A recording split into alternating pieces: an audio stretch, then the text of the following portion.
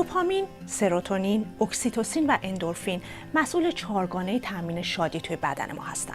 در واقع اینا انتقال دهنده‌های عصبی توی مغزن، اما توی اصطلاح غیر علمی بهشون هورمونای شادی آور میگن. اما آیا میشه بدنمون رو هک کنیم و بدون نیاز به اون اتفاقا یا بدون مصرف داروهای ضد افسردگی باعث ترشح این هورمونا بشیم؟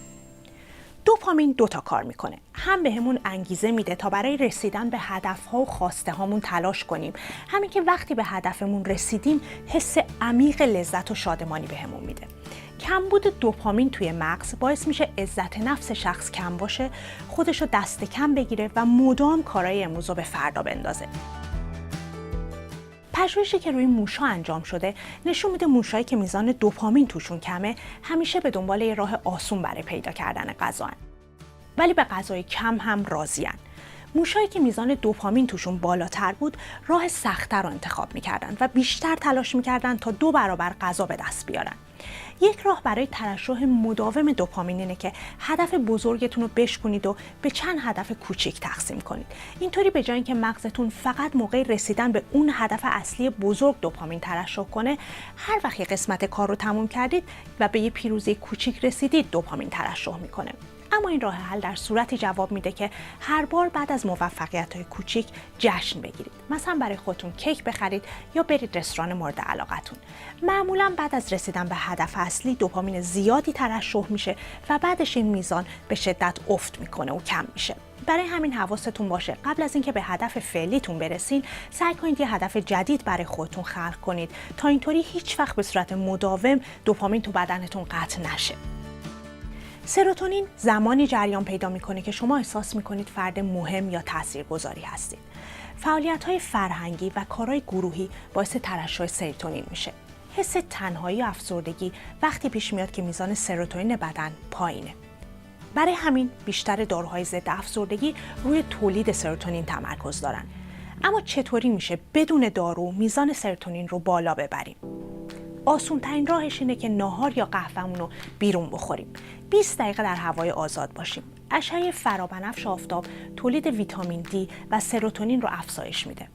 هرچند بیش از حد قرار گرفتن تو معرض اشعه فرابنفش مضره، اما روزانه دریافت یک کمی از اون برای سلامتی و افزایش سطح سروتونین خوبه.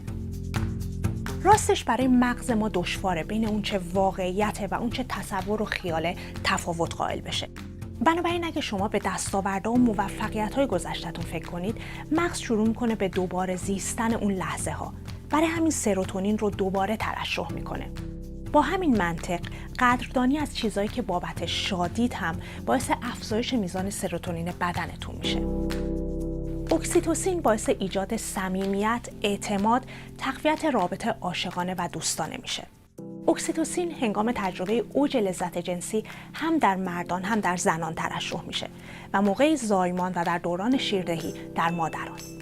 اکسیتوسین به هورمون عشق یا هورمون آغوش مشهوره. دلیلش هم اینه که این انتقال دهنده عصبی با بغل کردن و نوازش یه فرد هم ترشح میشه. یکی از آسون‌ترین روش‌های ترشح اکسیتوسین اینه که به جای دست دادن همدیگر رو بغل کنید. بعضی از پزشکان معتقدند بغل کردن 8 نفر توی روز سطح اکسیتوسین خون رو در بدن بالا نگه می‌داره. همینطور وقتی هدیه میگیریم میزان اکسیتوسین ما افزایش پیدا میکنه. بنابراین میشه با یه هدیه کوچیک با مناسبت یا بی مناسبت رابطه عاشقانه، دوستی یا کاریتون رو تقویت کنید.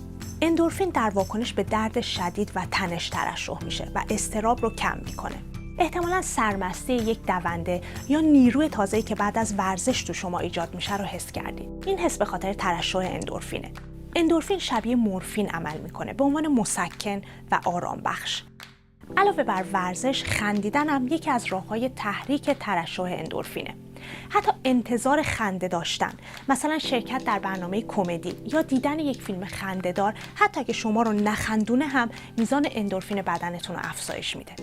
حس شوخ طبعیتون رو تقویت کنید. پژوهش‌ها نشون داده که شکلات تلخ و خوراکی‌هایی با ادویه‌های تند میتونن باعث ترشح اندورفین توی مغز بشن.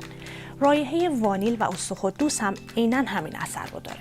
برای همین اگه سریع میخواید اندورفین بدنتون رو بالا ببرید، همیشه یکم شکلات تلخ یا عصاره معطر روی کشوی میزتون داشته باشید.